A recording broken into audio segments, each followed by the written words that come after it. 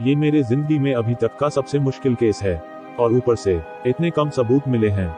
ऐसा लगता है कि मुझे उसे फोन करना पड़ सकता है, क्योंकि धीरे धीरे ये केस और भी ज्यादा मुश्किल और मेरे दिमाग के ऊपर से जा रहा है, और मेरे अकेले ही इस केस को सॉल्व करना लगभग असंभव सा लग रहा है।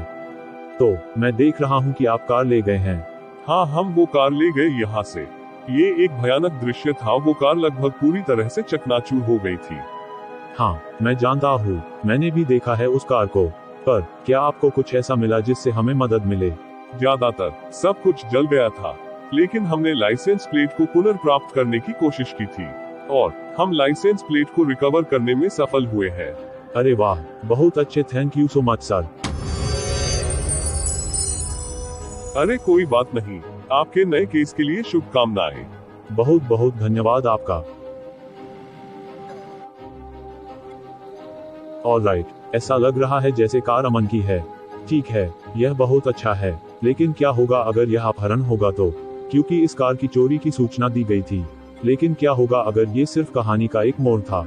और क्या होगा अगर वो चोर यही चाहते हैं कि हम यही सोचें कि ये कार चोरी हो गई थी, ताकि सभी सबूतों को हटा दिया जा सके? ठीक है, हमें और सबूत चाहिए। तो हमें क्या सबूत मिला है? हम जानते हैं कि किसी को तो इस कहानी को शुरू करना था, क्योंकि कई गवाहों ने बताया है कि आग लगने के तुरंत बाद ही कोई तो घर से बाहर निकल गया है। बहुत अच्छे, और कोई सबूत? कुछ लोगों ने लाल रंग की कार में उस व्यक्ति को जाते देखा। और अमन की कार बिल्कुल लाल कलर की है।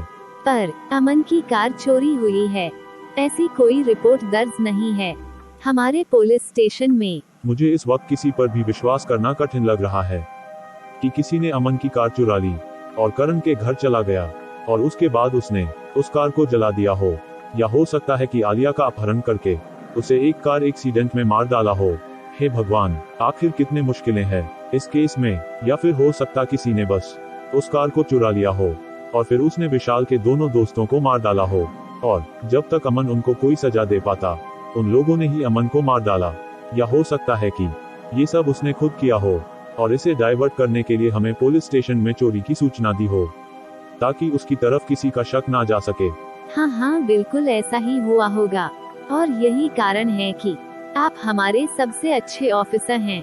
क्या आपको वहाँ कुछ और मिला? हमें वहाँ पर एक फोन भी मिला। ये हो सकता है आरोपियों ने वहीं पे गिरा दिया हो, पर ये फोन आग में बुरी तरह से जल चुका था, इसलिए हो सकता है अब ये हमारे किसी काम का ना हो। अरे वाह, बहुत अच्छे, हम इस फोन को ठीक कर सकते हैं, और उस फोन का जरूरी डाटा निकाल सकते हैं। एक्सक्यूज मी सर, क्या आप इस फोन को ठीक कर सकते हैं?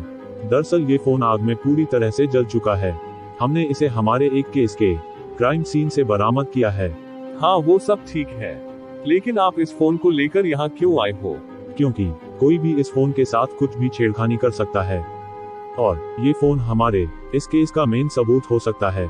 इसलिए मैं इस फोन को बड़ी सावधानी से तुम्हारे पास ऑफ ड्यूटी ले आया हूँ। अच्छा, ठीक है, मैं समझ गया हूँ। मैं चेक करके देखता हूँ, पर ये फोन पूरी तरह से डैमेज्ड हो सकता है, क्योंकि पहले ही कुछ तारों और सर्किट बोर्ड के साथ बाकी कुछ पार्ट्स भी आग में पिघलकर खाक हो चुके हैं। पर हम कुछ डेटा रिकवर करने में सफल हो सकते हैं। अच्छा ठीक है, बहुत बहुत धन्यवाद। समटाइम्स लेटर, हम इस फोन का लगभग 50% डेटा रिकवर करने में कामयाब रहे हैं। मुझे आशा है कि ये डेटा आपके किसी काम आएगा। आपका बहुत बहुत धन्यवाद। आपका स्वागत है। आपका दिन शुभ रहे। और आपका भी। ऐसा लगता है कि सारे सबूत अमन और करण के खिलाफ जा रहे हैं। हमें इन मैसेजेस के जरिए ये पता चल रहा है कि इन दोनों ने ही किसी को हायर किया था विशाल के दोस्तों को मारने के लिए। वैसे ये इन सबूतों को कंफर्म करने का समय है। अब मुझे उसे बुलाना ही होगा। तुम उन दोनों के घर जाओगी और उनकी जासूसी करोगी जब तक हम उस घर पे बाहर से नजर रखेंगे।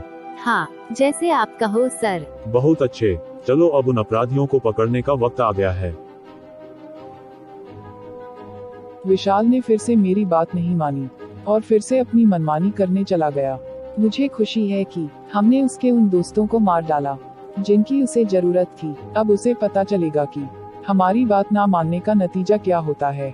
अब जब वो वापस आएगा तो मैं उसे भी सजा दूंगा।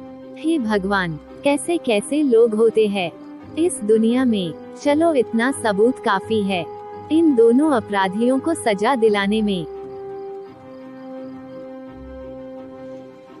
तो सभी गवाहों और सबूतों को मद्देनजर रखते हुए ये अदालत इस नतीजे पे पहुंची है कि सारे सबूत अमन और करण के खिलाफ ही जा रहे हैं।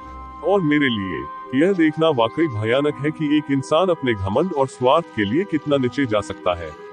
इसीलिए ये अदालत अमन को 40 साल की सजा सुनाती है, विशाल के दोस्तों को मारने के लिए और इस हत्या में अमन का साथ देने के लिए, और अमन को इस हत्या में मदद करने के लिए। ये अदालत करण को भी 25 साल की सजा सुनाती है।